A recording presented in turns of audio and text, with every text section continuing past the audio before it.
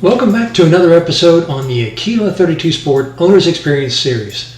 In this episode, we'll talk about the hazards that can attack your antenna, where you can get a replacement, and what it takes to repair it yourself. This is an easy task that you can do with very few tools and zero experience. Here's the tools that you'll need: a Phillips and flathead screwdriver, silicone caulk, wire cutter or scissors, wire stripper or a razor, soldering iron, solder, and flux. On the ICW or larger waters, your radio is an essential piece of equipment, and having bad radio transmissions or no ability to broadcast or receive could mean the difference between life and death. You may ask how in the world that antenna got bent that bad. Well, we are in a boathouse, and when this boat gets lifted up, yeah, I'd say that's probably one of the hazards of having a boat lift for your Aquila. But that's not how it happened. Yes, there's been times that we've seen the antenna bend when we're raising the lift and caught ourselves just in time. So one of our checklist items was to lower the antenna before raising the boat. But what happened, and this can happen to you, is if the antenna is down, facing aft, and you've extended the sure shade. We did that, and when we retracted the shade, the antenna was trapped and bent to a point of failure. Now our checklist item is to lower the antenna forward towards the bow. Another common way antennas get damaged are on bridges when you underestimate your clearances. Alright, changing out the old antenna today, and I had to change out the old antenna. I mean, the other one had a erectile dysfunction, I guess. Anyway. Before we move on, let's talk about the antenna that came with the boat. It's a 5-foot Scout with a lift and lay mount. I did a lot of research trying to find places to buy it, and there's only one place: Defender Marine.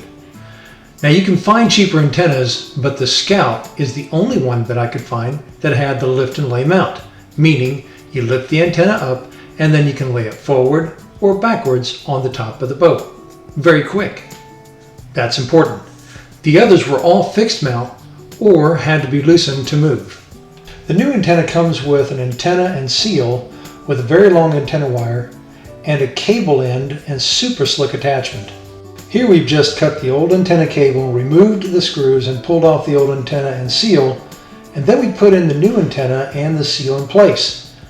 We also put a dollop of silicone in each hole and installed the screws. Next, we need to feed the antenna wire through the existing hole, but first let's see where it goes and how it's connected. Show you that goes. Back down here, I had to lower the sound bar, which is not hard. These little pins here, they just pop right into these things. Literally a little screwdriver on this end, not hard, by this end, and it'll pop it and it'll lower it down. Here's where a second person will come in handy, or you can use a pair of vice grips like this, and then you can tighten the screws from the top. Now measure how much wire you need from the antenna through the roof to the cable connector. Add a little extra and cut it. Now, in the correct order, slide on the metal cap, then the black washer, fat side first, then the white washer, again fat side first, then the metal base. Place some silicone in the holes on the boat and on the metal base. Now run the antenna wire through the existing hole on the boat top, leaving a little slack for the antenna base to go forward or back. Screw the metal base onto the top, but don't assemble the rest yet.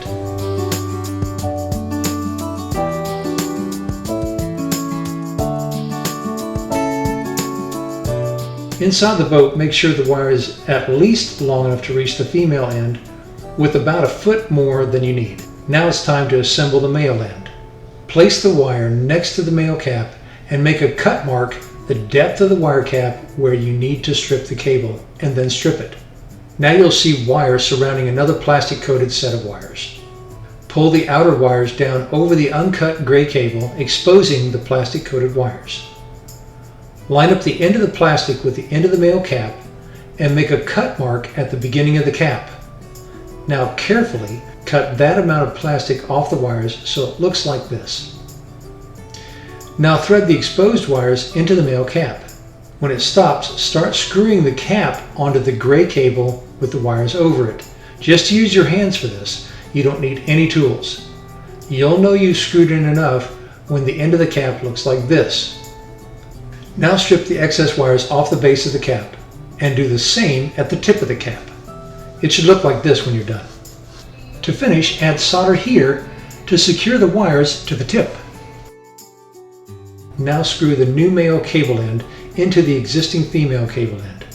Take the excess wire and secure it with zip ties. You can now reinstall the sound bar to the roof. Line up the connectors and give it a gentle thump near each one to pop them back into place. Complete the assembly of the cable cover onto the top of the boat. You can wet your fingers and wipe off the excess caulk. And that brings us to the end of another owner experience video. I hope this has been helpful, and as always, see ya!